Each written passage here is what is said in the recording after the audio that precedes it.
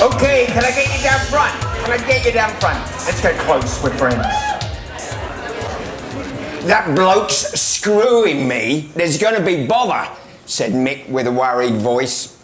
It was Saturday night at the Hammersmith Palais, one of the premier discos in London. A huge old ballroom that attracted the toughest lads and the cutest girls.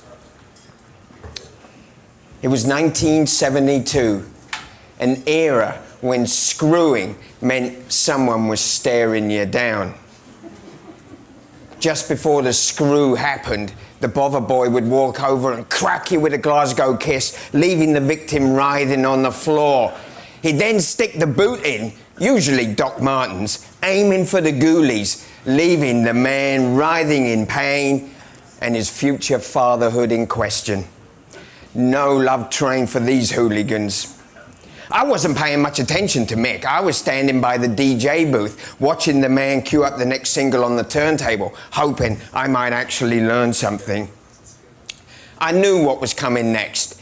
It wasn't that Mick had done anything wrong in particular. It's just that the bloke in question wanted to fight. This was an era of recreational violence. It was a Clockwork Orange for real.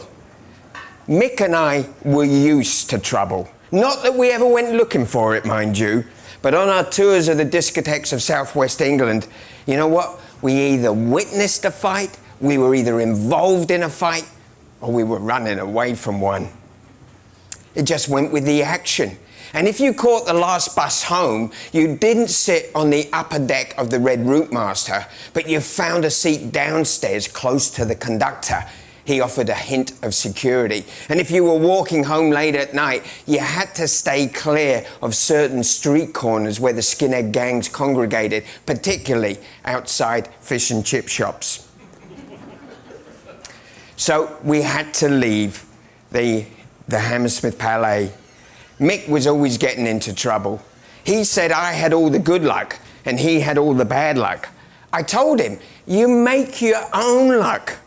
But bad luck was true of Mick. He'd pull some bird, then some bloke would come over and stick the boot in, and that would be it. We'd be out of there. So we were out of the Hammersmith Palais, leaving its packed dance floor, its soul music, and we went out into the cold December night of Hammersmith. Now, Hammersmith Broadway is one of the busiest areas in London. There's a convergence of roads. It's a hub for London transport subway system. And there's a labyrinth of pedestrian tunnels as well. So as we were walking up to the Broadway, we saw this gang of guys coming around the corner. They were older than us, mid-20s, looked like East End dockers. We braced ourselves for certain trouble. We lowered our eyes, hoping we couldn't make eye contact with them. But as they drew closer, we could see they'd already been in a fight. A couple of them were holding their heads to ease the pain. It looked like one of them had actually been stabbed. As they passed us without any kind of incident, I whispered to Mick, wow, I wonder who did that to those guys. We soon found out. As we finished rounding the corner, there was a black gang, 6 to 8 strong, talking in thick Jamaican accents. One of them had a steel rat-tailed comb. It was used by some skinheads at the time as a weapon. If the cops stopped you, you just pleaded innocence. No, sir, it's for my hair. They took one look at us, sensed our fear, and the chase was on. We ran for our lives, literally. Now, this wasn't the first time I'd been chased around Hammersmith Broadway, in all honesty. The football team I supported, Fulham FC, was just down the road. Craven Cottage was its ground.